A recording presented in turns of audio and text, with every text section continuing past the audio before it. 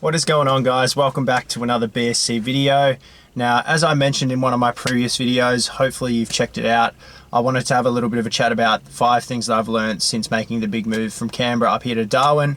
Obviously, as I said, there's been a lot of learnings, but I'm just going to try and keep it to 5. The 5 most important things in my eyes anyway. First things first though, the Vincero has come apart. It's probably a little bit rough with it, to be fair, and one of the straps has come off, so I'm going to go to Minister Minute in Palmerston and see if they can get that one fixed nice and quick for me. A few moments later. Just like that, guys, the Vincero is back in action. All good to go. Both straps intact. Only $7.95 as well, so fantastic service in less than 5 minutes. Anyway, we'll take the video outside and continue on from there. Alright, first of all, blood is thicker than ever. And by blood, I mean family members. So with this one, I quickly think about the family that I have on both sides up here. On my mum's side, I have my uncle who's providing a roof over my head, incredibly lucky. Also some food as well because he's in the tavern. And then on my dad's side, second cousins, they have dinners every Saturday night. So it's a great opportunity to socialise and rekindle that connection with them. I haven't really had much to do with them in the last 4 or 5 years, but you know, to be able to have that regular social opportunity and to rekindle a connection with them has just been so awesome. To be honest, I didn't think family lines very highly before I got here. It was more of a move that I just really wanted to do because the opportunity was there. But man, I'm so grateful and so glad that my family are here because A, I can talk to them about anything I want to, B, they have my back at all times, and C, no matter what hour of the day, except for maybe, you know, early in the morning, I'm able to call them and obviously they're there for me. In saying that, you also can't forget family who are also back home and in other places around Australia. They've been calling pretty regularly. I've been trying to keep in touch with them as well. So yeah, honestly, family has been invaluable, and especially up here with the move being such a big one and culturally and climatically being so different to Canberra. Basically I've been incredibly lucky. All right, number 2 is feelings are temporary experiences. And what I mean by this is, well, think about it. Just think about the good and bad feelings that have fluctuated over the last week for yourself. Maybe on the good side, you went out, you had a good time with your mates, sunk a bit of piss, pranced around like an idiot, had a great old time. And maybe on the flip side, you had a bad day at work, or you know, something didn't quite go your way away from work.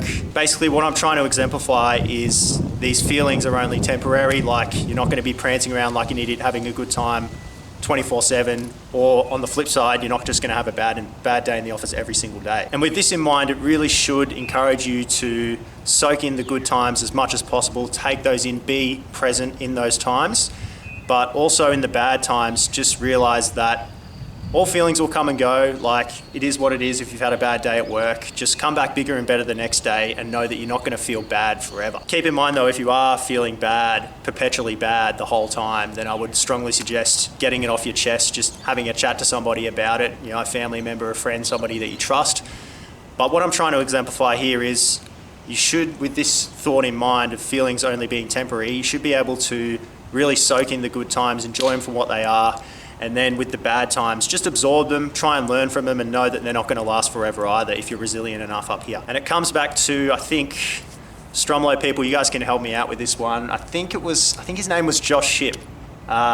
Some sort of mental health course that we did ages ago back at Stromlo High in the glory days.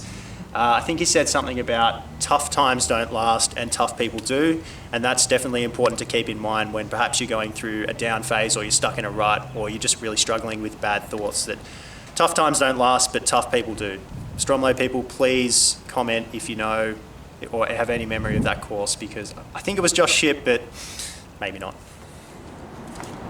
All right, next one is be comfortable in solitude, and I think I've probably talked about it in previous videos, but when you make a big move somewhere completely different and you don't know too many people, it's inevitable. You're going to feel lonely, you're going to have the ups and downs, and you're not really going to know where you fit in. You might not feel a sense of, you know, value, a sense of belonging in the community, and yeah, initially it's really tricky, which is why it's really important to embrace your inner self and just be comfortable in your own company. Chances are in that first few months, like I've experienced, you're gonna have a lot of times where you're on your own, you're gonna have to fend for yourself a little bit. Obviously, I'm lucky enough to have some family up here, but for people who make even more bold moves, who potentially know nobody, you are going to feel lonely, and you just got to embrace being with yourself and being with your own thoughts, and know that good things will come if you put yourself out there.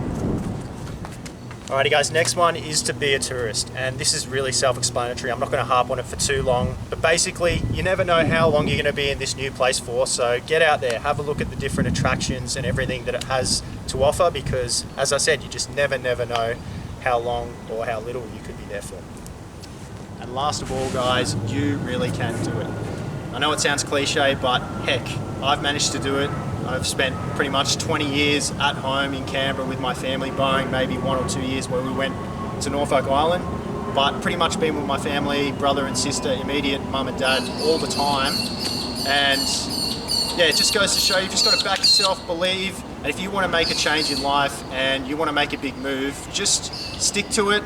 Understand that you're going to have those ups and downs, and you can't forecast exactly how good or bad it's going to be, but at least if you make the move, you're not going to be defined by what you didn't know or what you didn't do. You've stepped out of your comfort zone, you've had a crack, and at least you can say, if you come back home 6 months' time, heck, I had a go, I tried, it didn't work out, but I'm ready for the next adventure. Alright guys, that'll wrap the video up for today. Those are 5 things that I've learnt since making the big move here to Darwin from Canberra. Hopefully you learned something. Hopefully it encourages you, if you're not fully satisfied with where you're at, to make a move. Just don't be afraid, back yourself in and have a crack, because you just never know what good or bad could come from it if you don't actually have a go in the first place. If you enjoyed, you'll know what to do. Give it a big thumbs up, make sure you click subscribe, and also turn post notifications on so you don't miss videos like these and many more. Other than that guys, I'm gonna get out of the sun. Probably feels like 38 out here. Going to be pretty standard for the next 6 months, so wish me luck, wish this pale skin luck, and we'll see you all in the next video. Peace.